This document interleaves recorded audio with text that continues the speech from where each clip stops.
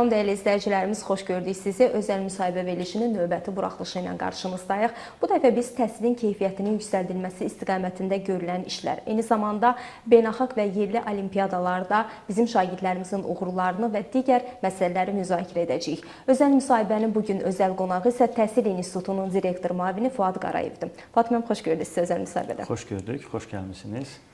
Təşəkkür edirəm. Fuad müəllim, təhsilin keyfiyyətinin yüksəldilməsi az öncə də qeyd etdim ki, əsas prioritet istiqamətlərdən biridir.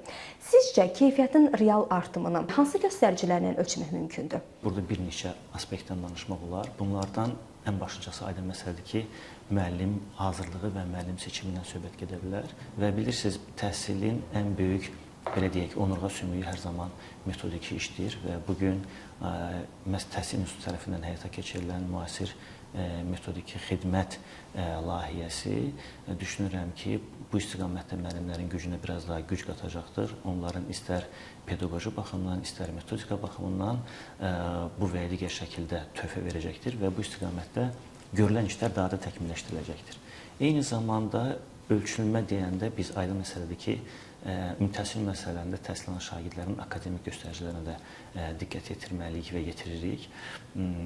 Belə ki, istər 9 sinif buraxılış imtahan nəticələri olsun, istər ölkə daxilində keçirilən milli qiymətləndirmə dediyimiz 4-lərin və 6-ların monitorinqi olsun, eyni zamanda Azərbaycan dövləti olaraq iştirak elədiyi müxtəlif beynəlxalq qiymətləndirmə, PISA, PIRLS, PIRLS, TIMSS kimi qiymətləndirmələr də nəzərdə tutmalıyıq. Bu akademik göstəricilərə baxaraq biz təhsilin keyfiyyətinin real olaraq, ölçülən meyarlar olaraq dəyərləndirə bilərik.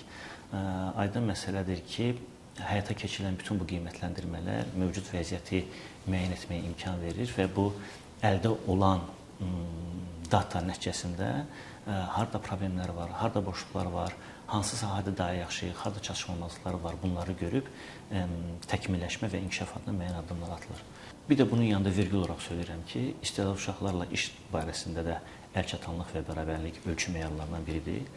Əvvəllər xatırlayırsınızsa, dinləyicilərimiz də bilərlər ki, bu tip məktəblər ancaq Bakı şəhərində yerləşirdi. Məsələn, Bakı şəhəri fizika, riyaziyyat və informatika Tamali liseyi ya da kimya, biologiya Tamali Respublika liseyi hal-hazırda Azərbaycanın demək olar ki, bütün coğrafiyasında, Gəncəsində, Qubada, Şəkidə, Şirvanda, Şəmkirdə, Oğuzda, Biləsuvarda biz bu tip liseylərin fəaliyyətinə nail olmuşuq və bugün həmin məktəblərin nəticələri demək olar ki, Bakıdakı məktəblərdən geri qalmır, hətta bir çox məsələlərdə üstələyir.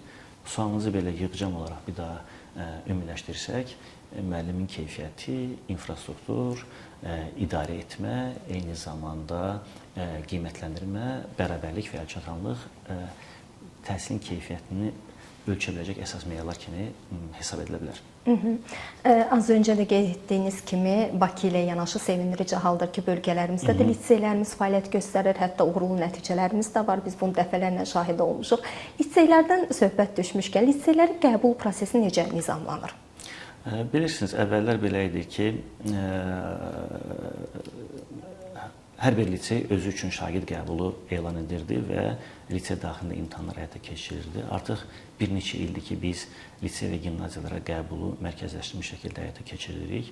Mərkəzləşmiş şəkildə həyata keçirmənin ən böyük üstünlüyü və buna qərar verilməsinin tək səbəbi şagird yönümlü qərar, valideyn yönümlü qərar, insanlar üçün bu prosesi daha da asanlaşdırmaq olub. Belə ki, Azərbaycanın istənilən bölgəsində fəaliyyət göstərən lisey və gimnaziyada təhsil almaq istəyən valideyn elə evdə, oturduğu yerdə istənilən lisey və gimnaziyaya müraciət edərək, əgər qəbul olarsa gedib orada oxuma, evladın orada oxuma şansını əldə etmiş olur.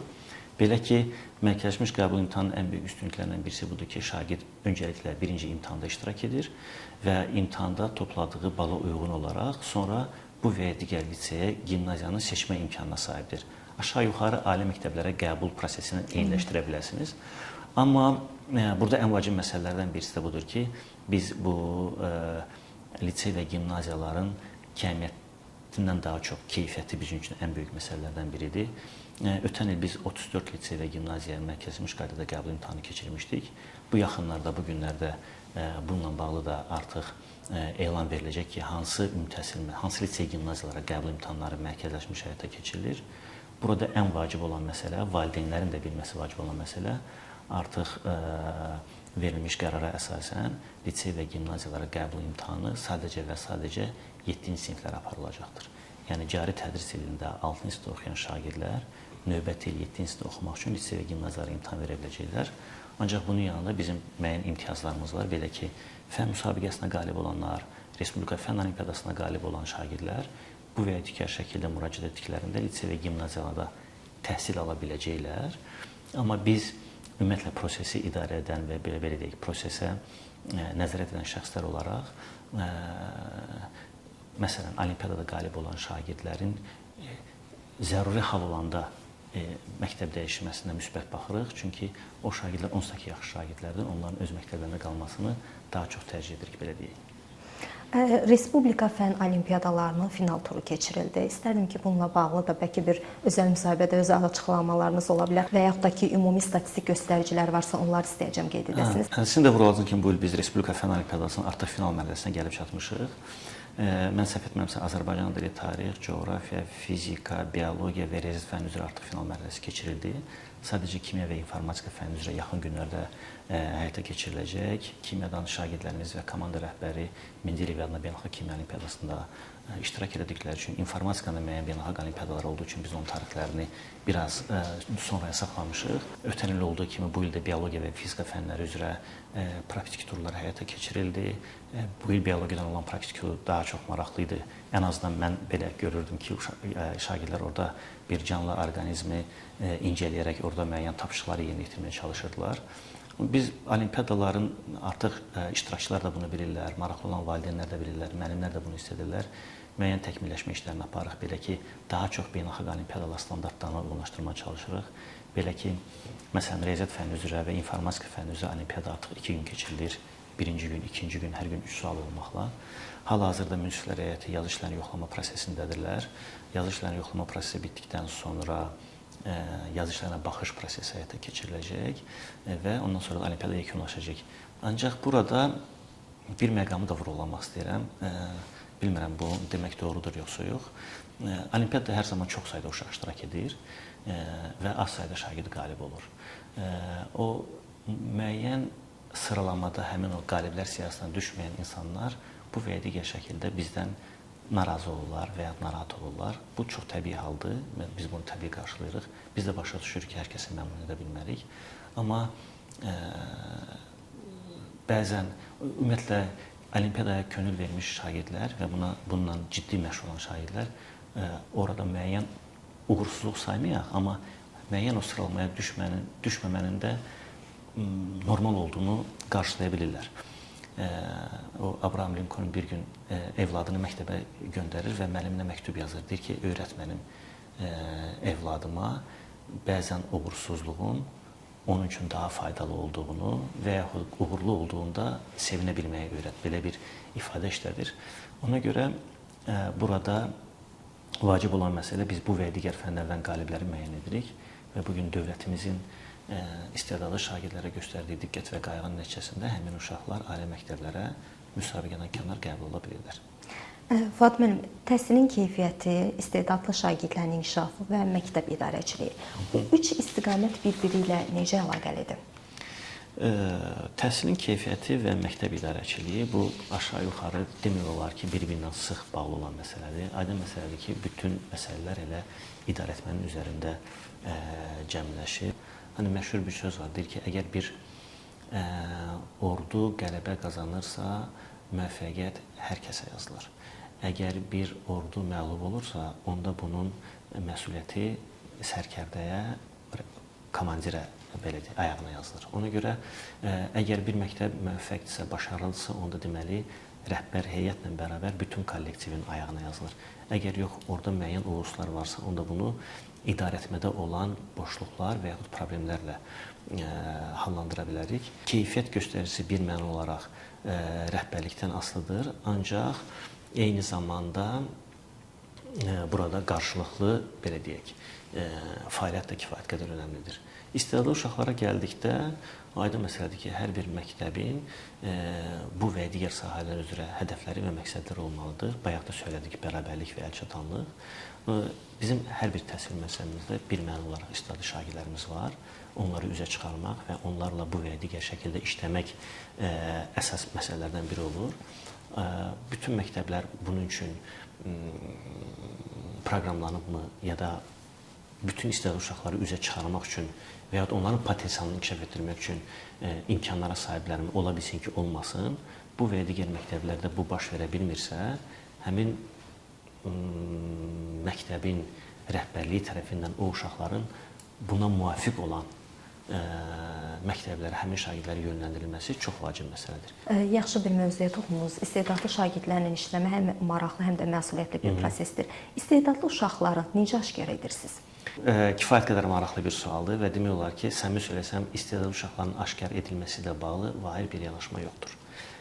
Dünyanın müxtəlif ölkələrində bu istiqamətdə fərqli işlər görülür. İstedadlı uşaqlar bayaq dediyimiz kimi də iki istiqamətdə bölünür. Ola bilsin ki, incəsənət yönümlü, idman yönümlü istedadlı gənclər, bir də var akademik yönlü istedadlı gənclər. Hal-hazırda daha çox akademik yönlü istedadlı gənclərlə çalışırıq və onları aşkar etmək və onların potensialını inkişaf etdirmək üçün müəyyən tədbirlər həyata keçiririk. Bugün 5-ci sinifdən 11-ci sinifə qədər bizim hər bir şagirdimiz üçün bu və digər müsabiqəmiz və ya olimpiyadamız var və müxtəlif fənlər üzrə və biz orada həmin uşaqları kəşf edə bilirik və üzə çıxara bilirik. Və aydın məsələdir ki, o uşaqları müəyyən etdikdən sonra bir də onlarla işləmə məsələsi var. Bu ilə də bağlı olaraq, bayaq da sizin sualınıza cavab olaraq bizim istər Bakı şəhərində, istər bölgələrdə fəaliyyət göstərən lisey gimnaziyalarımız elə bu istiqamətdə müəyyən işlər görürlər. Biz düşünürük ki, həmin lisey gimnaziyaların gələcəkdə tədris proqramlarında edəcəyimiz müəyyən dəyişikliklər daha böyük və daha, belə deyək, dərinləşdirilmiş iş görmələrinə səbəb olacaq. Amma hal-hazırda görülən işlər kifayətdirmi? Məncə kifayətdir. Daha yaxşı işlər görmək olar. Görüləcəkdir. Belə ki, şagirdlər, bugün minlərlə şagird bu və digər müsabiqələrdə iştirak edir, özlərini sınayırlar. Bilirsiniz, burada vacib olan məsələ prosesin özüdür. Prosesin özü, mexanizmin özü minlərlə gənci bu istiqamətə yönləndirir və bu istiqamətə yönləndikcə də onların öyrənmə, belə deyək, bacarıqları artır, hətta dərinləşir, zənginləşir. Fatimə, siz uzun illər ki, təhsil sisteminin içərisindəsiniz. Deyə bilərsiniz, bugün Azərbaycan məktəblisinin təhsil barəsində ən çox ehtiyac duyduğu şey nədir? Müasir bir laboratoriya, yaxşı bir dərslik, yoxsa tamamilə fərqli bir yanaşma? Gəlir mən bu suala bir balaca Sabit müəllim olaraq cavab verim. Fuad müəllim, üzr istəyirəm, həm də qeyd edim ki, uzun illər riyaziyyat müəllimi fəaliyyət göstərir. Olaraq fəaliyyət göstərmişəm, bəli. Hər zaman bəlkə də şagirdlərin bu indi sadalacağı məsələlərə ehtiyacı olub, ancaq günümüzdə rəqəmsallaşma bu qədər inkişaf etdiyi dövrdə, insanların bir-birindən uzaqlaşdığı bir zamanda, şagirdlərin sosial fəaliyyətdən daha çox azalıb, daha çox özlərinə qapalı olduğu bir dövrdə, daha çox zamanlarını telefonlarla və yaxud gadgetlərlə keçirdiyi bir dövrdə şagirdin məktəbdə ən çox ehtiyac duyduğu şey bir mənalı olaraq söyləyirəm və bu, belə deyək, pafoslu cümlə deyil, sevgidir.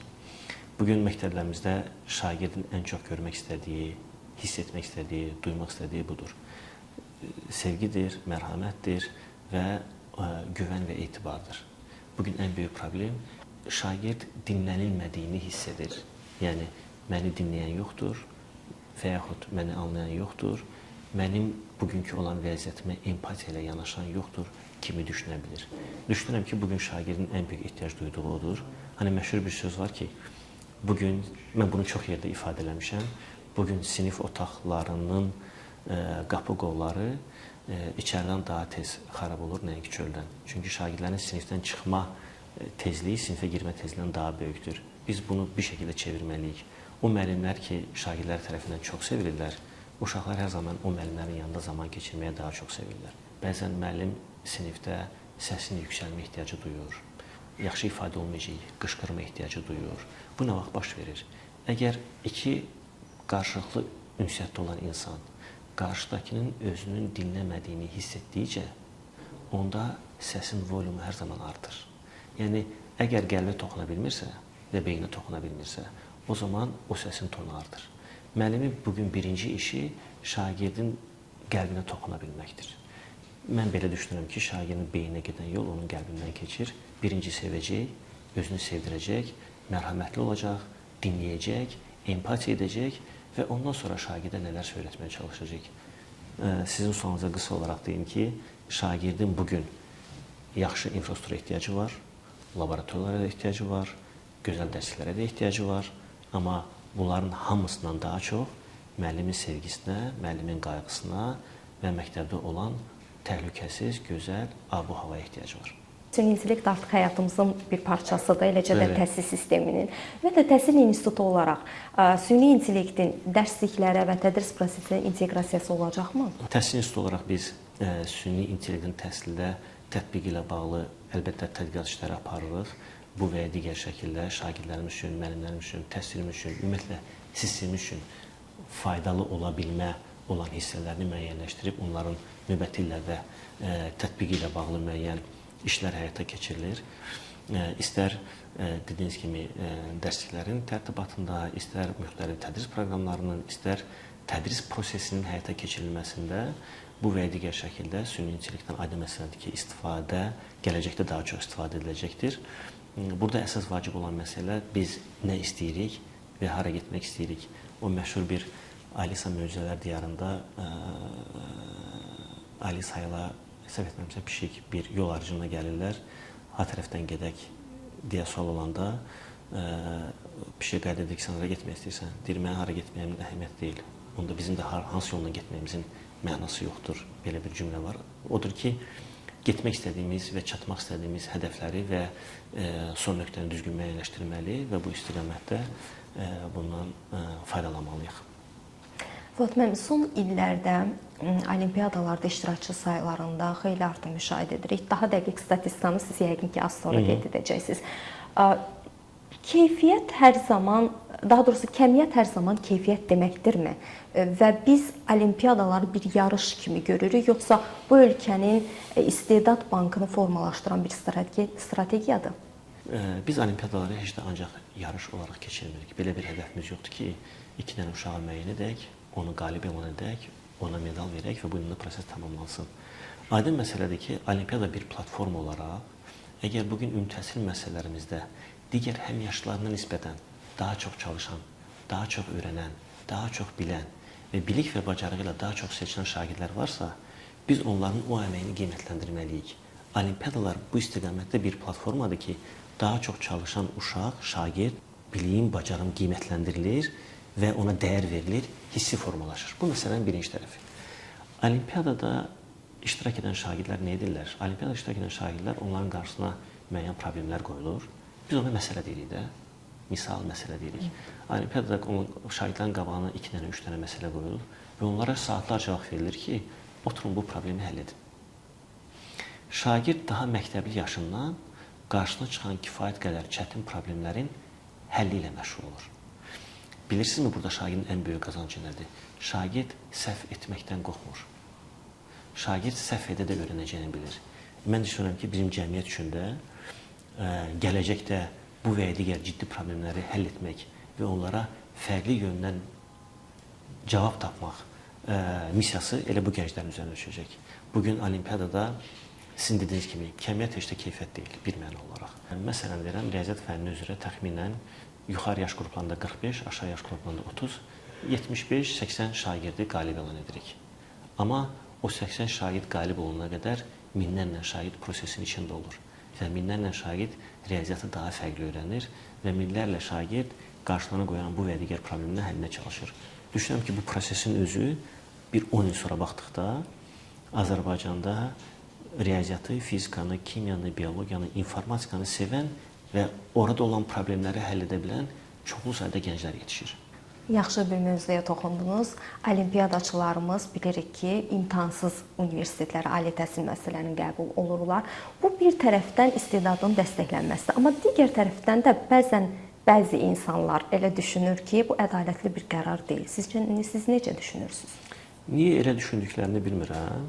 Baxın da, bugün dünyanın bir çox nüfuzlu ali məktəbləri istər hüquq fakültəsinə, istər tibb fakültəsinə, müxtəlif istiqamətlər üzrə tələbə qəbul edərkən SAT imtahanına müraciət edirsiniz. SAT imtahanında sadəcə riyaziyyat və dil biliklərini, yəni bizim düşündüyümüz oxuyub anlama bacarığı və eyni şəkildə riyazi təfəkkür, riyazi bilikləri yoxlayırlar. Bugün Azərbaycanda 2020-ci il yoxsa 2019-da verilən qərara əsasən, Nazirlər Kabinetinin qərarına əsasən olimpiyadaçılar müsabiqədən kənar ali məktəblərə qəbul olurlar. Bizim universitetlərdən də geri dönüşlər alırıq və böyük ehtimal Dövlət İmtahan Mərkəzi də bunun statistikasını tutur. Bizim universitetdə olimpiyadaçı olub ali məktəblərə qəbul olan tələbələrimiz, şagirdlərimiz, indiki tələbələrimiz və yaxud məzunlar olduqca başarılılar universitetdə. Demək olar ki, universitetin ən başarılı tələbələrindən birisi də onlardır. Mən bunu ədalətsiz saymıram. Ancaq, baxın, bayaq söylədiyim kimi, siz nə edirsə edirsiniz, biz hər zaman təkmilləşməliyik, keyfiyyəti artırmalıyıq. Amma hər zaman narazı olan bir kütlə formalaşacaq. Baxın, Gülbər xanım, siz, mən, burada olan operatorlar, bu cəmiyyətdə hər kəs, biz orta məktəbdə oxuyanda, 5 alanda evə gələndə, ata, ana, mən bugün 5 almışam deyib, yaxşı qiymət almayanda, müəllim mənə yaxşı qiymət yazmadı deyən insanlarıq. Hər kəs belə olub. Yəni, pozitiv olan nə varsa özümüzə bağlamışıq, negativ olan nə varsa kimsə bizə bunu edib demişik. Ona görə də mən bu olimpiyada çox görmüşəm. Məsələn, bu il evladı qalib olur, onlar az qalır ki, bizim buna ehtiyacımız yoxdur, bu bizim işimiz zaten. Biz bunu keyfiyyətli görməliyik, ədalətli görməliyik, obyektiv görməliyik. Amma bizə çox xoş sözlər söyləyirlər. Növbəti il evladı bu və ya digər şəkildə qalib olmayanda, onlar bizi ədalətsizliklə və yaxud doğru işləmədiklərimizdən günahlandırırlar. Bu çox təbiidir. Mən heç vaxt o insanlardan incinmirəm və ya küsmürəm və deyirəm ki, o bir valideyn olaraq emosional davrana bilirlər. Burada hər hansı bir problem yoxdur. Amma mən fürsətdən istifadə edib bir daha izləyicilərimizi, şagirdlərimizi, müəllimlərimizi əmin edə bilərəm ki, məncə artıq bunun danışmağın da yeri yoxdur. Çünki artıq cəmiyyət və insanlar buna öyrəşiblər. Bizdə olimpiyadalarda qiymətləndirilən sadəcə və sadəcə şagirdin biliyi və bacarığıdır. Başqa heç bir kənar faktor bu prosesə təsir etmir və edə də bilməz. Fatih müəllim, az öncə də qeyd etdiyiniz kimi, hər olimpiyadadan sonra o WhatsApp qruplarında valideyn qrupları var ki, onlar olsun, sosial şəbəkələrdə müzakirələr yaranır ki, suallar öncədən sızıb, suallara müdaxilələr var. Bu iddialar nə qədər əsaslıdır və ümumiyyətlə belə deyim də, təhsil institutu olaraq sualların gizliliyini, şəffaflığını qorumaq üçün hansı təhlükəsizlik protokollarından istifadə olunur? Mən çox xahiş edəcəm, o sualların hazırlandığı otaqdan imtahan zalına qədər olan o prosesi bizə izah edəsiniz. Təşəkkür edirəm. Bu kifayət qədər maraqlı və vacib bir sual vermiş oldunuz. Bilirsiniz, biz ümumiyyətlə Olimpiyadanın məzmunu ilə bağlı Azərbaycan Respublikası Elm və Təhsil Naziri cənab Emin Əmrullayevin imzası ilə əmr imzalanır və orada münsiflər heyətinin tərkibi formalaşır. Bizim hər fənn üzrə münsiflər heyətimiz var, ekspertlərimiz var, mütəxəssislər var ki, onlar daha birinci mərhələdən son mərhələyə qədər sualların yazılması, tapşırıqların hazırlanması, onların yoxlanılması, yazışlarına baxış prosesinə məsul olan şəxslərdir. Biz şagird sayı çox olan mərhələlərdə, siz də bildiyiniz kimi, olimpiyadanın imtahanı test üsulundan edirik. Bəzən bizi bunu irad tutanlar var ki, olimpiyada test olarmı deyə. Yaxşı araşdırsalar, dünyanın bir çox ölkələrində, hətta inkişaf etmiş ölkələrində şagird sayı minlərlə olan mərhələlərdə imtahan testdən həyata keçirilir. Çünki burada subyektivlik sıfıra endirilməlidir. Və biz orada subyektivliyi sıfıra endirmişik. Doğru cavablar, indikatorlar verilir. Proqram vasitəsilə cavab kartları oxunur və müəyyən bir limit müəyyən edilir. Həmin o faizdən yuxarı yazan şagirdlər növbəti mərhələyə keçmiş olurlar. Olimpiyadanın final mərhələsinə gəldikdə suallar artıq tapşırıqlar burada açıq tipli olur. Bayaq söylədiyim kimi mütəxəssislər həmin tapşırıqları hazırlayırlar və onlar şagirdlərə bunu təqdim edirlər. Məxfiliyin qorunması bizim üçün ən prioritet məsələlərdən biridir və indiyə qədər bizim bu və ya digər Respublika Olimpiyadasında və yaxud fənn müsabiqəsində suallarımızın öncədən sızdırılma hadisəsi baş verməmişdir. Ötən il bəli, bizim bəzi fənlərdə, riyaziyyatda da bu olmuşdu, bəzi suallarımızda səhvliklər olmuşdu Bu da münsiflər heyətinin bizə verdiyi tapşırıqlar əsasında baş vermişdir. Biz onlarla danışıb bu məsələnin nə qədər ciddi olduğunu və bizə geri dönüşün yaxşı olmadığını söyləmişdik. Şükürlər olsun ki, bu istiqamətdə hər hansı bir problemimiz olmadı. Əmin ola bilərsiniz ki, bizim suallarımızın kiməsə verilməsi, sızdırılması və yaxud hansısa xahişlərə baxılması prosesi ümumiyyətlə belə bir şey yoxdur. Biz olimpiyadada zamanlı müəyyən dəyişikliklər edərkən çoxlu təzyiqlərə qaldıq, çoxlu müraciətlər bizə edildi. İnsanlar bu və ya digər şəkildə yol axtarmağa çalışdılar. Amma o zaman da, indi də rəhbərliyimizin möhkəm, belə deyək, iradəsi və bizə göstərilən, belə deyək, diqqət və qoruma məsələsi ilə biz bu prosesi həll edə bildik. O ki, qaldı sualların sızdırılması ilə bağlı, bu ən son, birisi də müxtəlif cür olimpiyadalar var ölkədə. Elm və Təhsil Naziri tərəfindən keçirilən olimpiyadalar var. Buralar Respublika Fənn Olimpiyadasıdır, fənn müsabiqələridir, sabahın alimləridir, Lütfüzadə Məntiq Olimpiyadasıdır. Bir də ayrı-ayrı qurumların keçirdiyi ödənişli olimpiyadalar var. Biz təhsil institutu olaraq da bir də kenguru riyaziyyat müsabiqəsinin ölkəmizdə keçirilməsini, belə deyək, müsbət qarşılayırıq və məqsədə müvafiq hesab edirik. Mən ən son çıxan fürsətdən istifadə edib o məsələ ilə bağlı fikrimi bildirmək istəyirəm. Əvvəla, kenguru riyaziyyat müsabiqəsi nədir? Birinci bunu insanlar başa düşməlidirlər və oyunla bağlı olan ajotajın nə qədər haqsız olduğunu da vurğulamaq istəyirəm. Kenguru riyaziyyat müsabiqəsi dünyanın 110-dan çox ölkəsində keçirilir və hər ildə bir dəfə bu 110 ölkədən gələn riyaziyyatçıların bir araya gələrək hazırladıkları məzmun əsasında həyata keçirilir. Kenguru riyaziyyat müsabiqəsinin şüarı həll edirik, əylənirik, öyrənirik. Budur. Bu bir olimpiyada deyil. Bunun nəticəsində şagirdlər ali məktəblərə qəbul olunurlar. Bunun nəticəsində şagirdlər liseylərə qəbul olunurlar. Azərbaycanda keçirilən kenguru nəticəsinə görə biz şagirdləri olimpiyada mərkəzinə cəlb edəmirik. Ümumiyyətlə, heç bir imtiyazı yoxdur. O ki, qaldı sualların sızdırılmasına bağlı olan böyük ajotaj. Mən səmimi söylesəm, həmin müəllimi tanımıram. Sadəcə o müəllimin sonraki videosunu izləyərək həmin müəllimi tanıdım. Kim ki, YouTube-da bu sualların izahını qoymuşdu. O özü çox orada artıq etiraf edir. Videoya başlayan da deyir ki, 19 mart tarixində keçirilən kenguru riyaziyyat müsabiqəsinin həllərini izah edəcəyik. Və özün dediyinə görə, mən onu səmimi söylesəm, səmiyyətinə inandım. Şagirdlərə daha faydalı olması üçün, şagirdlər sadəcə doğru cavabları deyil, eyni zamanda sualların həlləri ilə tanış olsunlar deyə belə bir fəaliyyət həyata keçirib. Həmin o videonu YouTube-a yerləşdirib, ancaq onu Azərbaycanda imtahan bitəndən sonra açıq elan edib. Bu və ya digər şəkildə ya bizdən nədənsə inciyənlər, ya bizdən nədənsə küsənlər, ya istənilən halda bizim gördüyümüz işləri ya bəyənməyənlər, ya da narazı olanlar bunu o Təhsil İnstitutu Kenguru Olimpiyadasının suallarını sızdırıldı. 1. Bu olimpiyada deyil. 2. Burada qalib olanda heç bir imtiyazı yoxdur. 3. Sualları biz sızdırmamışıq və suallar ümumiyyətlə ölkədə heç bir şagird tərəfindən öncədən görülməyib. Və mən bunu da anlamıram ki, lap tutaq ki, X şəxsi hardansa sualları əldə edib, bizdən əldə etməyib, bu bir mənalıdır. Mən bunu açıq deyim. Bu ölkədə kenguru suallarına, yəni o bazaya girə bilən yeganə şəxs mənəm, ikinci bir adam yoxdur. Ölkə üzrə təmsilci mənəm, belə deyim. Mənim sualım bundan ibarətdir ki, ödəniş edərək müsabiqəyə gələn valideyn eyni sualları öncədən alıb, evladına öyrədib, orada yaxşı yazdırmanın mənası nədir və faydası nədir? Biz bayaq dəyərlərdən danışırıq, düzgünlükdən danışırıq. Yəni, mənim burada əsas, baxınızda, uşağa aid olan 10 sualdan 5-i özünə aid olan olsun. Nəinki özünə aid olmayan 7-8 doğru cavab məsələn, belə deyim. Ona görə o məsələ ilə bağlı ki, suallar sızdırılıb, bu sadəcə bir ajotaj idi və mən yenə də bizim dəyərli dinləyicilərimizə üzümü dönüb demək istəyirəm ki, əmin olsunlar ki, biz bu maksimumda çox həssasıq.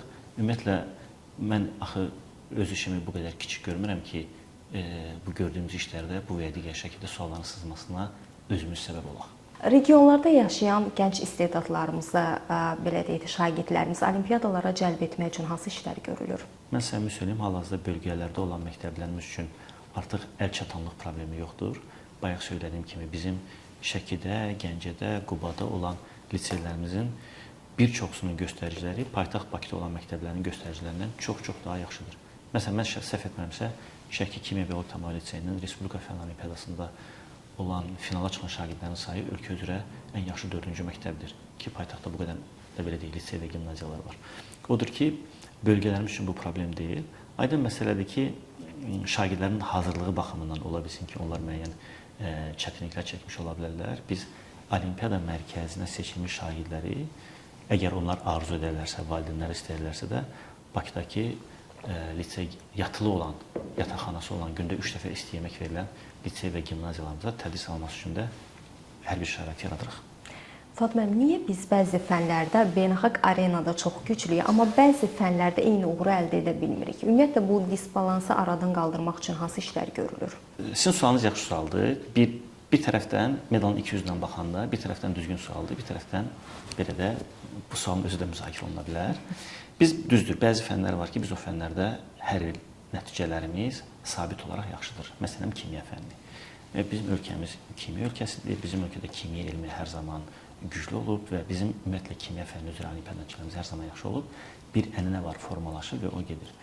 Bəzi fənlər var ki, biz öncələri heç yaxşı deyildik. Ümumiyyətlə bizim orada Azərbaycanın adı hallanmırdı. Məsələn, informatika fənni.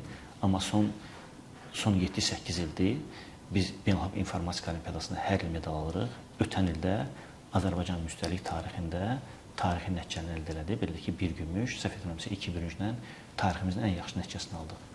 Bəzən olur ki, biz məsələn, riyaziyyat fənni üzrə olimpiyadada məşğul olan hər kəs bilir ki, olimpiadaların ən çətini riyaziyyatdır. Mən özüm riyaziyyatçı olduğum üçün söyləmirəm. Həqiqətən kifayət qədər ağır olimpiyadadır. Və bizim məktəblərimiz müstəqillik tarixində 2 dəfə olub ki, bu beynəlxalq olimpiyada ümumiyyətlə medal almayıblar. Bu bir ötən il olub, bir də səhv etmirəmsə 2018-ci ildə Rumuniyada keçiləndə, səhv etmirəmsə. Qalan bütün tarixlərdə biz olimpiyada medal almışıq və nailiyyətlərimiz olub. Məsələn, bu il Avropa Qızlar Riyaziyyat Olimpiyadasında daha yeni məktəblərimiz gəldi Fransadan, 3 dənə bürünc medal qazandılar. Bilirsiniz, kənardan baxanda ola bilsin ki, asant görsənsin, amma asant deyil. Bəzən şagirdlərimiz o motivasiyada olmaya bilirlər. İmtahan günü ola bilsin ki, bizim nəticə göstərdiyimiz şagird bu və ya digər şəkildə özünü yaxşı eləməsin və s. kimi. Mən bu səbəblərə çox ilişib qalmaq istəmirəm. Amma biz aydın məsələdir ki, beynəlxalq olimpiadalarda Azərbaycanı, Azərbaycan dövlətini, Azərbaycan xalqını, Azərbaycan insanının intellektual səviyyəsini, Azərbaycan bayrağını təmsil etdiyimiz üçün ən böyük hədəfimiz orada nailiyyətlərlə geri gəlməkdir. Mən çox bunu demişəm, bəlkə də 100-cü dəfə də söyləyirəm, amma bir daha söyləyəcəyəm. Bizdə bəzən ən böyük problem olur ki, biz şagirdlərin əldə etdiyi uğurları hər zaman daha yaxşını istədiyimiz üçün kiçik görürük. Məsələn, şagirdlər gedirlər, gümüş bürünc medal alırlar. İlk sual bu olur ki, niyə qızıl medal yoxdur? Və yaxud şagirdlər bürünc medal alırlar. Nə oldu elə, ancaq bürünc medal alıb gəldinizmi? Və bəzən bu sualı verənlər, bürünc medal nə deməkdir? Ən yaxşı 3-lə düşmək deməkdir. Bəzən bu sualı verənlər oxuduqları sinifdə heç ilk 3-lə düşməyən insanlar deyər. Yəni, oxuduğu sinifdə ilk 3-lə düşməyən insanlar beynəlxalq arenada 3-lə düşən uşaqları bəyənməmiş olurlar.